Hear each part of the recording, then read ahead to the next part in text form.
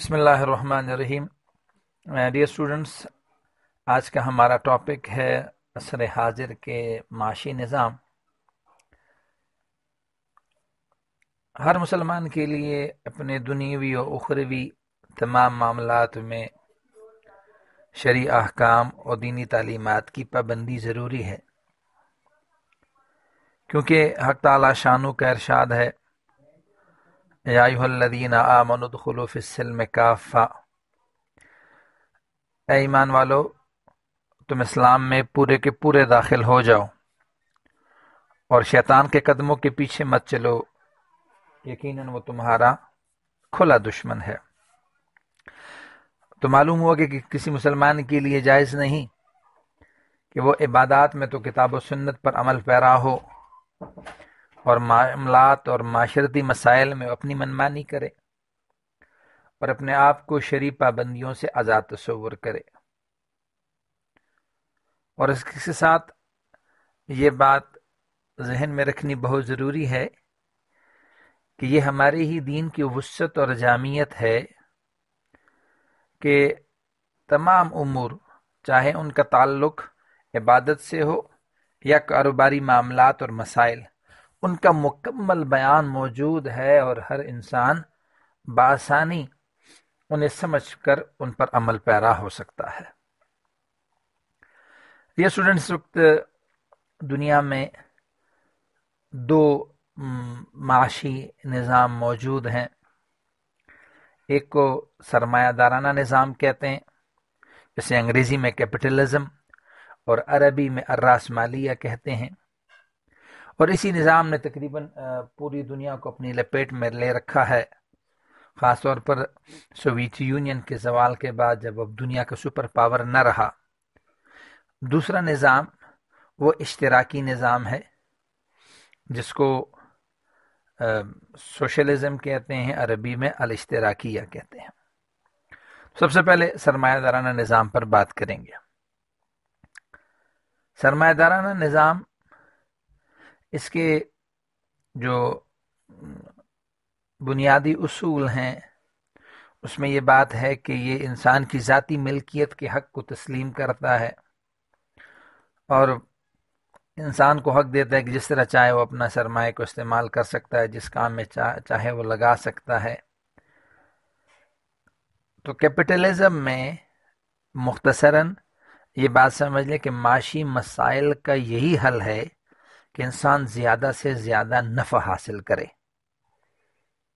اور اس کے لیے پھر چاہے وہ سود کا رستہ اختیار کرے، چاہے سٹا و اسپیکولیشن ہو، چاہے وہ اقتناز یعنی ہولڈنگ ہو، یعنی وہ چیزیں جو کہ اخلاقی لحاظ سے اچھی نہ ہوں اور لوگوں کے لیے سود مند نہ ہو، لیکن چونکہ اس سے منافع کمایا جا رہا ہے تو اس کو لیا جائے۔ تین بنیادی اصولوں پر سرمایہ دارانہ نظام قائم ہے۔ سب سے پہلے ذاتی ملکیت۔ اس طرح میں نے کہا کہ انسان سرمایہ کا مالک ہے، یعنی یہ نظام انسان کی ذاتی ملکیت کو حق کو تسلیم کرتا ہے۔ ذاتی ملکیت میں دونوں طرح کی چیزیں آئیں گی، اس کی آگے وضاحت بھی ہوگی۔ ایک ہے ذاتی اشیاء، یعنی انسان کی جو کپڑے وغیرہ، اس کی گاڑی، یہ چیزیں جو اس کی ذاتی استعمال کی ہیں، ان کی ملکیت بھی اس کو مل سکتی ہے، اور اس کے ساتھ ساتھ وہ وسائل پیداوار، اس چیز کو غور سے سنیں، وسائل پیداوار جو فیکٹر آف پروڈکشن ہیں، اس طرح کارخانہ ہے، زمین ہے، یہ چیزیں بھی اس کی ملکیت میں آ سکتی ہیں۔ دوسرا اصول وہ ہے ذاتی منافع کا محرک، پروفٹ موٹیو، یعنی ہر وہ چیز جو کہ اس کو کام کرنے پر آمادہ کرے وہ محرک ہے، تو وہ ذاتی منافع کا حصول ہے۔ یعنی کیپٹلزم اس بات کی اجازت دیتا ہے کہ انسان اپنے ذاتی منافع کے لیے کوئی کام کر سکتا ہے۔ تیسرا اصول جو کیپٹلزم کا ہے وہ ہے حکومت کی عدم مداخلت، اس کو لیزے فیئر کہتے ہیں۔ یعنی یہ نظام انسان کو حق دیتا ہے کہ وہ سرمایہ کا مالک ہے، وہ جس طرح چاہے وہ اپنے سرمایہ کو استعمال کرے، جس کام میں چاہے لگا سکتا ہے، جس طرح چاہے نفع کما سکتا ہے۔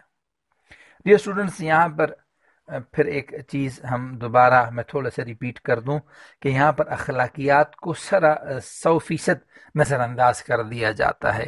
تو اس نظام میں ایک اسکول ٹیچر اور ایک سیکس ورکر دونوں کو ایک جیسا دیکھا جاتا ہے کہ دونوں جو ہے وہ پیسے کما رہے ہیں۔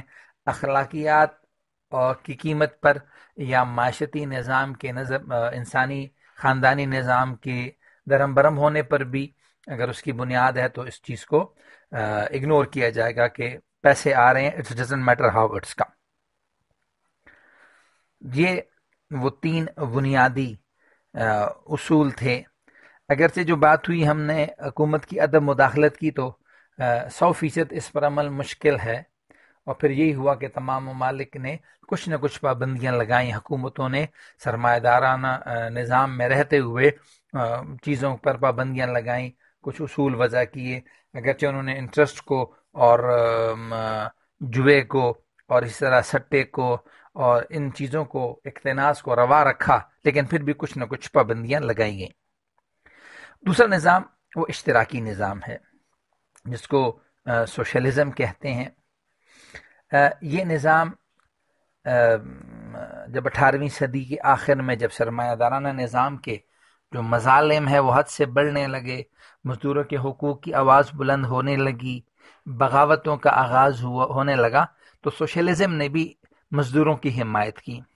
تو ہم یہ کہہ سکتے ہیں کہ سوشلزم اصل میں سرمایہ دارانہ نظام یا کیپٹلزم کا ایک رد عمل ہے، اور اس نظریے کی بنیاد جرمن فلاسفر اور اکانومسٹ جارج ولیم ہیگل نے رکھی۔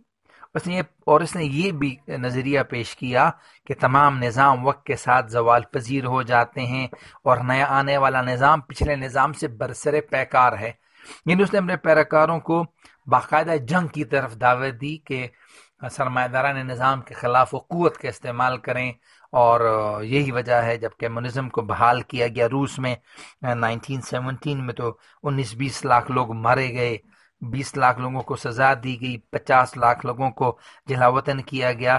تو آپ یہ کہہ سکتے ہیں کہ ایک ایکسٹریمسٹ قسم کا نظام تھا، اور اس سوشلزم کے اس پروگرام کو معاشرتی پروگرام میں ڈھالنے والا وہ جرمن فلاسفر کارل مارکس ہے، اور اس کی مشہور کتاب بھی ہے، بیٹا اس کو آپ یاد رکھیں گے، داس کیپیٹل، اس کی مشہور کتاب ہے، اور تمام اصول جو کمیونزم کے ہیں وہ اسی سے لیے جاتے ہیں۔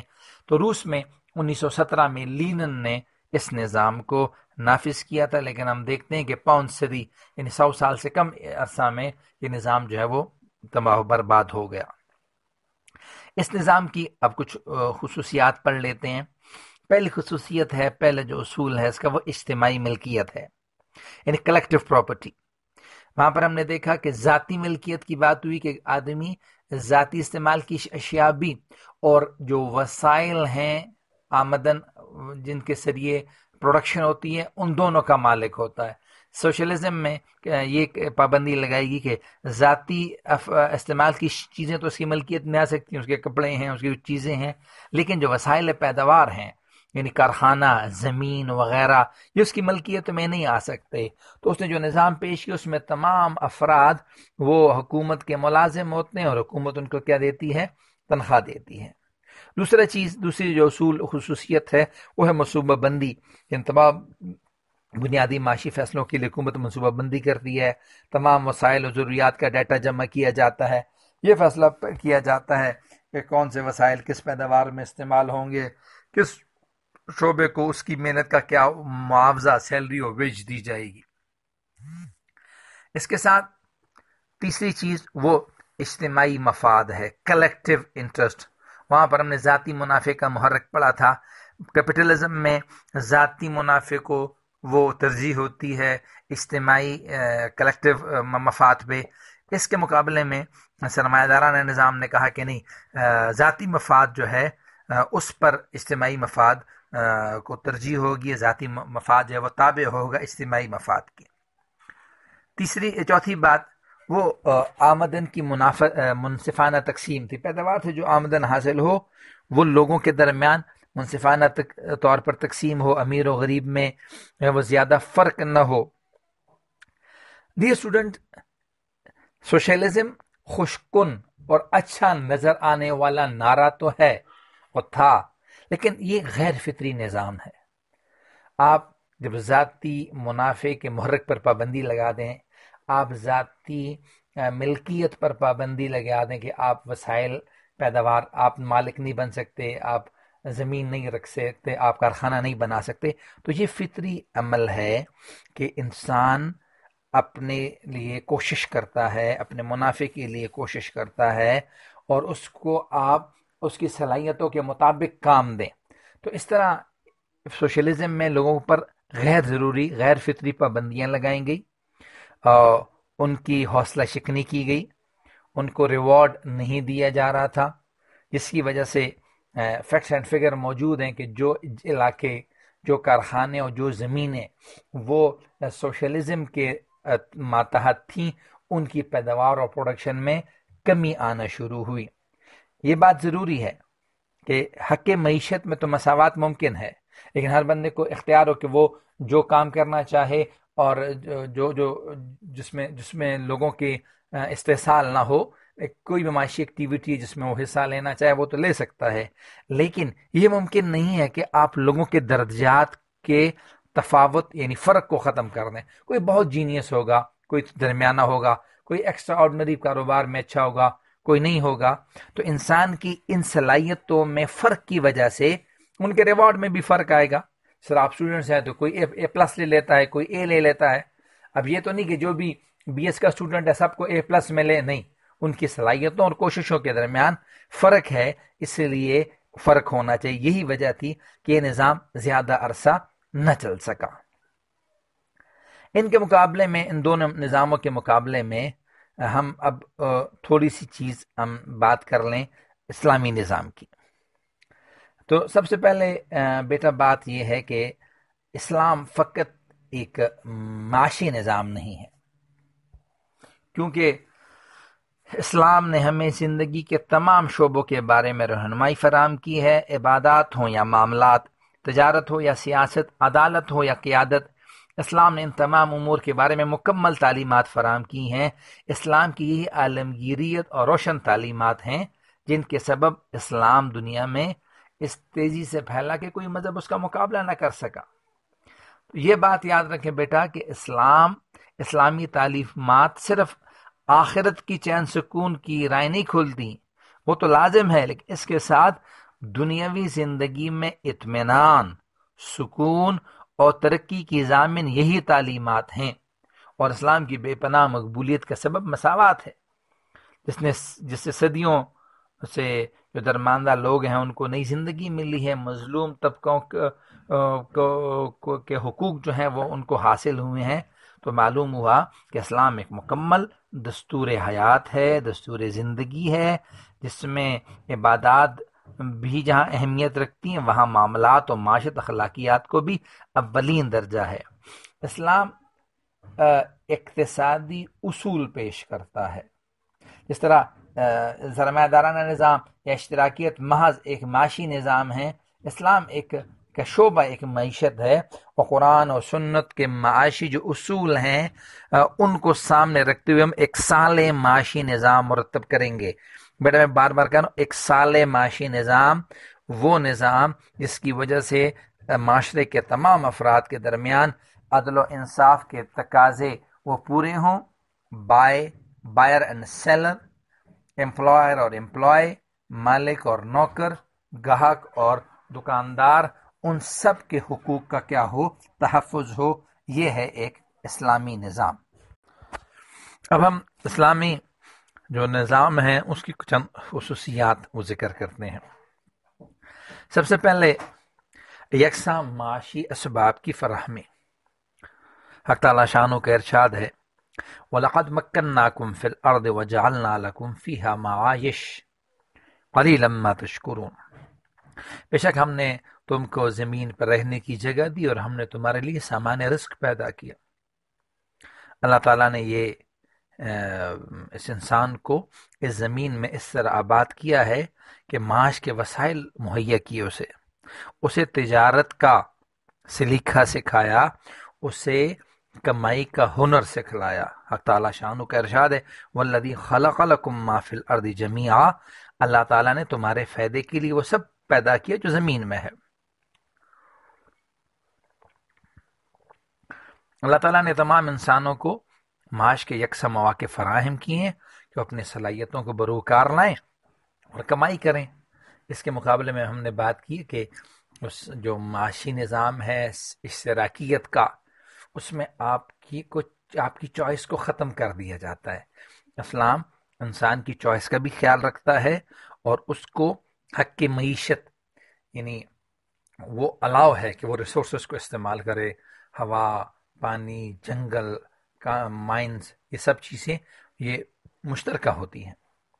دوسرا، حصول ملکیت کا جائز طریقہ، یعنی اللہ تبارک و تعالیٰ نے انسان کی بھلائی کے لیے انسان پر کچھ پابندیاں عائد کی ہیں جو خدائی پابندیاں ہیں۔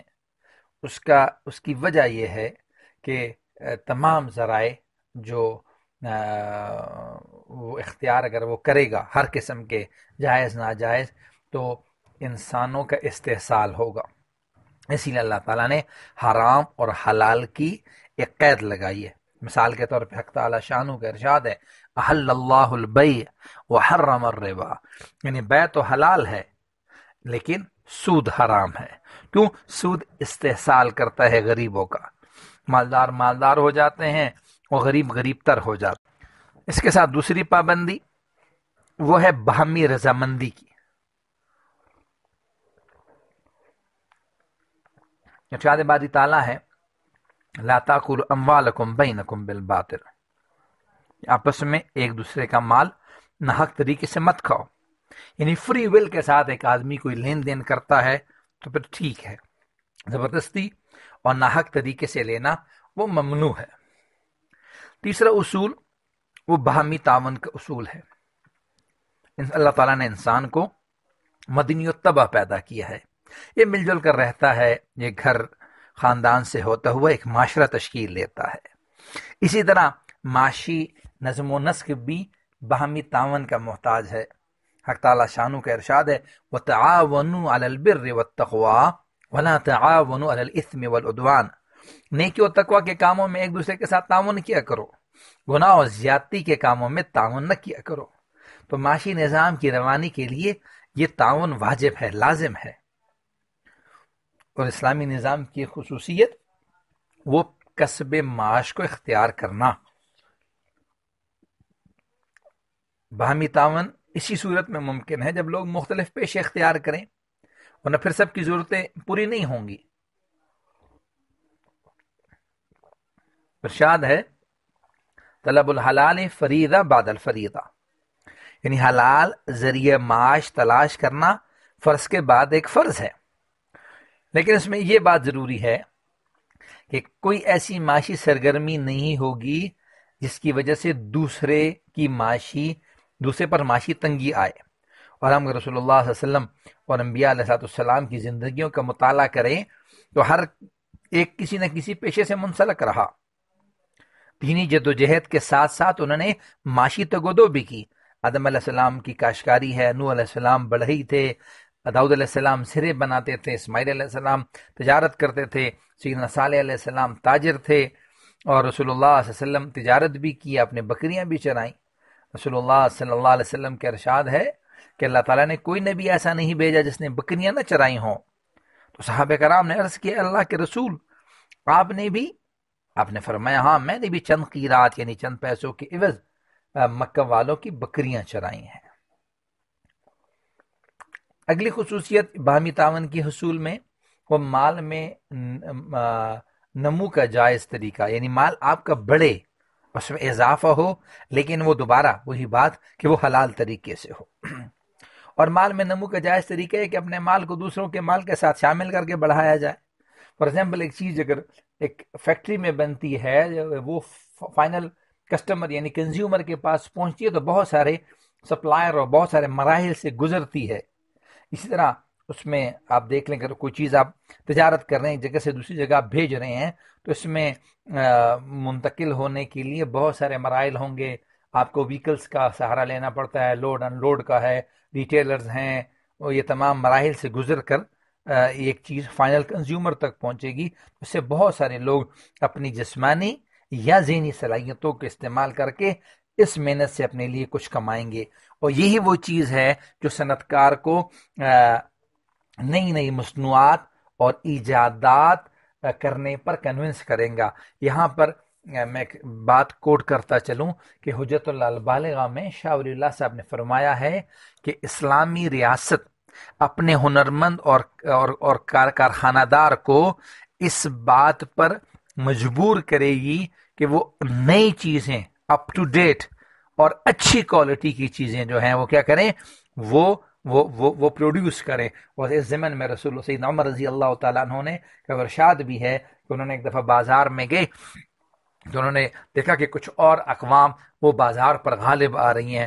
تو آپ نے اپنے لوگوں سے فرمایا کر یہی حالت رہی کہ اگر تم نے لوگوں نے بازار پر اپنا کنٹرول نہ رکھا تو وہ قومیں جنہوں نے بازاروں پر اپنا کنٹرول رکھا وہ پھر تم پر حکومت بھی کریں گے. اور اس وقت چین کی مثال بالکل ہمارے سامنے ہے کہ اس کی معیشت، وہ تجارت زیادہ ہے، اس کے کارخانے، اس کی پروڈکشن زیادہ ہے، اس کا کنٹرول بھی زیادہ آ رہا ہے. اور فار یور کائنڈ انفارمیشن میں آپ کو بتا رہا ہوں کہ آپ اس وقت بھی ویب سائٹ پر 20 دنیا کے وہ ممالک دیکھیں جن کی آپس میں ٹریڈ یا جن کی ٹریڈ سب سے زیادہ ہے. ان 20 میں آپ کو کوئی اسلامی ملک نہیں ملے گا. اور یہاں پر ایک قابل امر بات آخری یہ ہے کہ مال میں نمو کہ اس طریقے میں جس میں تعاون نہ ہو یا رضامندی ہے لیکن بحالت مجبوری ہے، جیسے سودی معاملات ہیں، تو اس لیے اللہ تعالیٰ نے ان کو حرام قرار دیا ہے. نیکسٹ ٹاپک بیٹا وہ ہمارا ہوگا مقاصد کیا ہیں، اسلامی معاشی نظام کے مقاصد کیا ہیں. اس پہ تھوڑی سی بات کرنے پھر ہم عوامل پیدائش کی طرف آئیں گے. اس شریعت اسلامی کی اگر معاشی تعلیمات کو غور سے دیکھا جائے، اس پہ غور کیا جائے تو 3 مقاصد ہمارے سامنے آتے ہیں.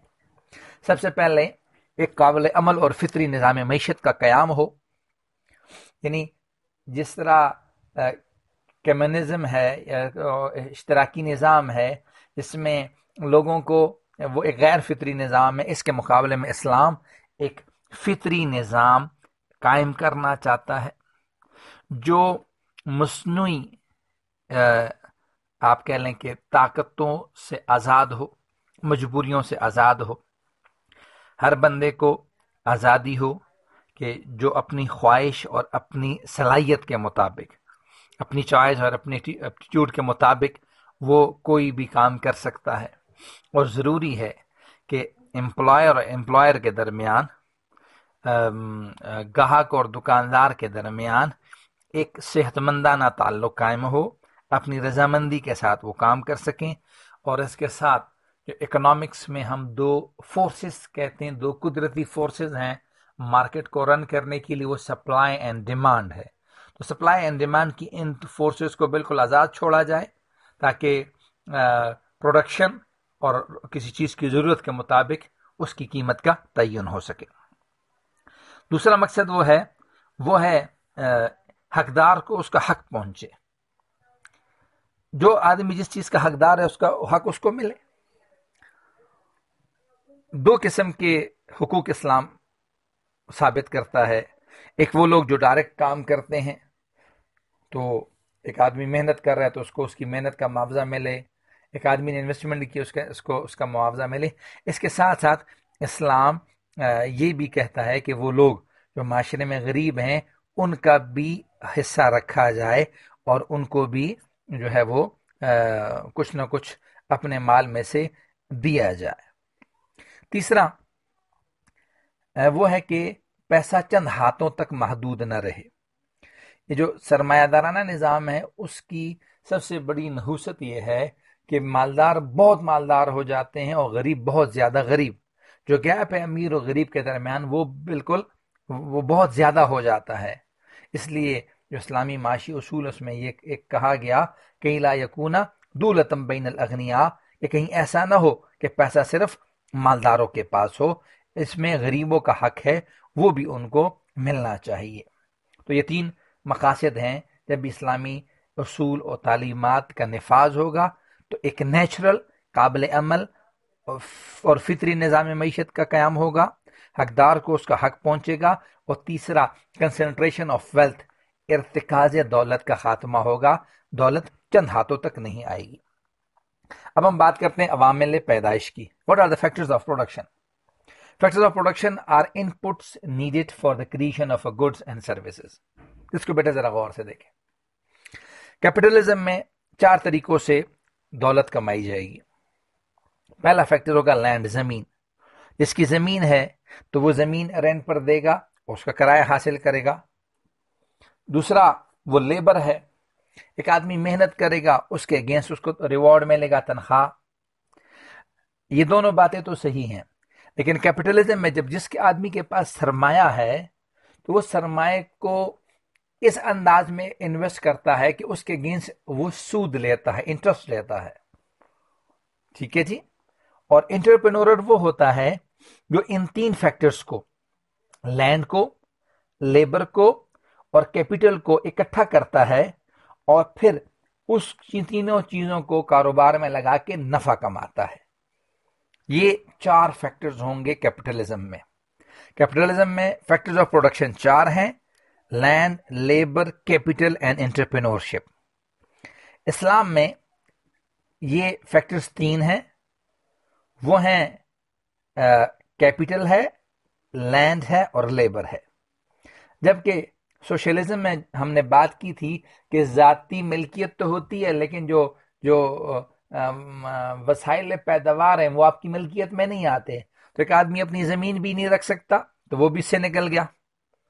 ایک آدمی وہ ایک کارخانہ نہیں لگا سکتا، اس کے لیے اس کے پاس پیسے ہی نہیں ہیں تو وہ کیپٹل کا بھی مالک نہیں ہوگا. تو سوشلزم میں فیکٹر آف پروڈکشن صرف ایک بچ جاتا ہے کہ آدمی کام کرے گا اور حکومت اس کو تنخواہ دے گی. اب فیکٹر آف پروڈکشن جو کیپٹلزم میں تھے وہ 4 تھے: کیپٹل، لینڈ، لیبر اور انٹرپرینورشپ. اسلام میں 3 ہیں، لیکن فرق کیا ہے؟ ان فرق کو سمجھنے. اسلام ذاتی ملکیت کے حق کو تسلیم کرتا ہے جس طرح کہ کیپٹلزم میں تسلیم کیا جاتا ہے. اسلام جس طرح ایک آدمی اپنی چیز کو کرائے پر دے دے، زمین کو، بلڈنگ کو، اس پر رینٹ حاصل کر سکتے ہیں، اسلام بھی اس کو الاؤ کرتا ہے. لیکن جہاں تک کیپٹل کی بات آتی ہے تو اسلام یہ اس بات کی اجازت نہیں دے گا کہ آپ پیسے کو اس طرح انویسٹ کریں کہ اس کے اگینسٹ آپ سود کمائیں. پیسے کے اوپر پیسہ نہیں کمایا جائے گا اس انداز میں کہ کوئی ایکٹیویٹی نہ کی جائے. سودی معاملہ کیا ہوتا ہے کہ ایک نے کسی دوسرے کو پیسے دے دیے اور اس پہ وہ جو مرضی کرے اس کو فکس ریٹرن دے گا، چاہے وہ اس کو انویسٹ نہ بھی کرے. اسلام کہتا ہے کہ آپ پیسے کو کسی کاروبار میں لگائیں. اس کے لیے اسلام اصول پیش کرتا ہے. سود کے اگینسٹ اسلام اصول پیش کرتا ہے مضاربہ کے، اسلام اصول پیش کرتا ہے مشارکہ کے، اسلام اصول پیش کرتا ہے مرابحہ کے، اسلام اصول پیش کرتا ہے اجارہ کے. اس میں انشاءاللہ بات کریں گے. پھر تو فرق جو کیا ہوا وہ اسلام اور کیپٹلزم میں کہ اسلام سرمایہ کے اگینسٹ پروفٹ رکھتا ہے کہ یہ نفع کمائے گا، یہ سود نہیں کمائے گا. اسی لیے جو چوتھا فیکٹر ہے کیپٹلزم کا، اس کو ہم لے آتے ہیں یا کیپٹل کے انڈر لے آتے ہیں یا لیبر کے انڈر لے آئے کہ ٹھیک ہے یہ مینجمنٹ کریں. تو پیسے والا بھی خود مینجمنٹ کر سکتا ہے کہ وہ کسی سے زمین کرائے پر لے اور بہت سارے اپنے پاس امپلائز رکھ لے، لیبر رکھ لے، کسی کو ویج دے، کسی کو رینٹ دے اور وہ پیسے کو انویسٹ کر سکتا ہے. اور لیبر بھی انٹرپرینور ہو سکتا ہے. تو ہم جب کیپٹلزم میں لیبر کی بات کرتے ہیں تو وہ صرف ایک جسمانی مشقت والا آدمی ہے. جب اسلام لیبر کی بات کرتا ہے تو وہ مینٹل جو اس کی صلاحیت ہے اس کے استعمال کی بھی بات کرتا ہے کہ a labor can be entrepreneur. وہ ایک منتظم ہو سکتا ہے، تنظیم والا کام کر سکتا ہے. تو لہٰذا فرق یہ ہوا کہ لینڈ اور لیبر، اس کو تو لینڈ والے کو کرایہ ملے گا، لیبر والے کو ویج ملے گا، لیکن کیپٹل والا وہ منافع کمائے گا، اس کو سود حاصل کرنے کی اجازت نہیں ہوگی. اور سوشلزم میں تو چونکہ ایک ہی فیکٹر آف پروڈکشن رہ جاتا ہے. آخری بات بیٹا جو کیپٹلزم اور اسلام اور کیپٹلزم اسلام اور سوشلزم میں فرق ہے. کیپٹلزم میں ہم نے 4 فیکٹر پڑھ لیے: لینڈ لیبر اور انٹرپرینورر اور کیپٹل والا. اسلام دولت کے دو مستحق بتاتا ہے.